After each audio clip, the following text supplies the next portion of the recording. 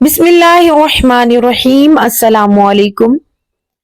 کسی بھی بیماری میں ہر قسم کے مریض پر دم کرنے کا ایک بہت ہی مؤثر وظیفہ آج میں آپ کے ساتھ شیئر کروں گی۔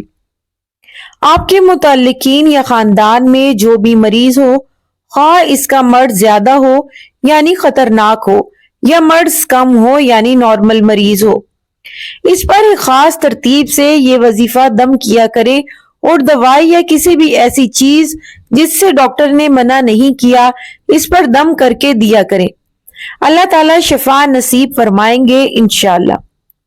مسند دارمی میں نبی کریم صلی اللہ علیہ وآلہ وسلم کا فرمان موجود ہے کہ فاتح الکتاب شفاء من کل داء، سورہ فاتحہ ہر بیماری کی شفا ہے۔ ترتیب: مریض کے مرض کو دیکھ کر ہی اس وظیفہ کے اوقات اور مقدار متعین کی جاتی ہے۔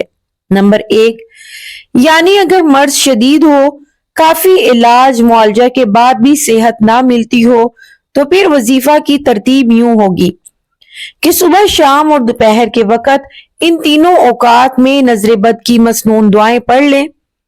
نظر بد کی مسنون دعائیں ایک یہ بھی ہے: بسم اللہ ارقیک من کل شیء یؤذیک ومن شر کل نفس او عین حاسد اللہ یشفیک بسم اللہ ارقیک اعوذ بکلمات اللہ التامات من کل شیطان وہامۃ ومن کل عین لامہ بسم اللہ اللہم اذہب حرہا وبردہا ووسبہا۔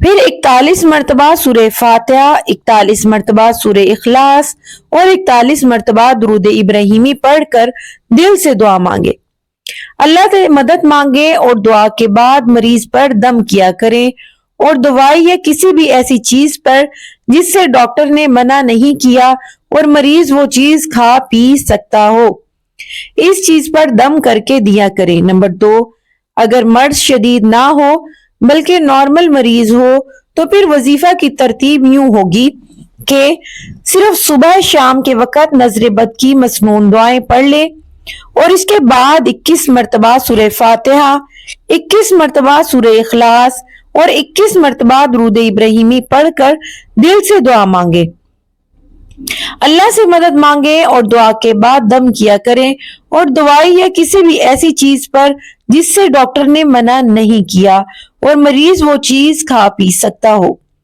اس پر دم کر کے مریض کو دے دیا کریں۔ اللہ تعالیٰ کو منظور ہو تو یہ وظائف بہت ہی مؤثر ہیں۔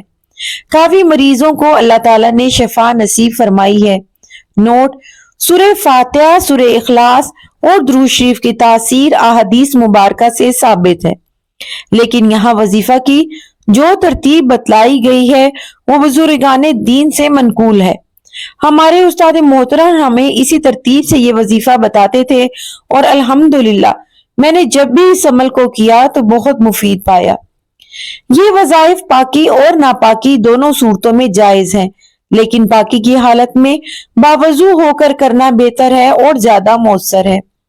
ناپاکی کی حالت میں آپ کی نیت صرف دعا کی ہونی چاہیے، اس سے زیادہ نہیں۔ نمبر 3، آپ یہ وظیفہ کسی اور مسلمان بھائی بہن کو بھی بتا سکتے ہیں، میری طرف سے اس کی اجازت ہے۔ دعاؤں میں یاد رکھیے گا۔ اگر ویڈیو پسند آئی تو پلیز اسے لائک کر دیجئے، چینل کو سبسکرائب نہیں کیا تو جلدی سے سبسکرائب کر دیں۔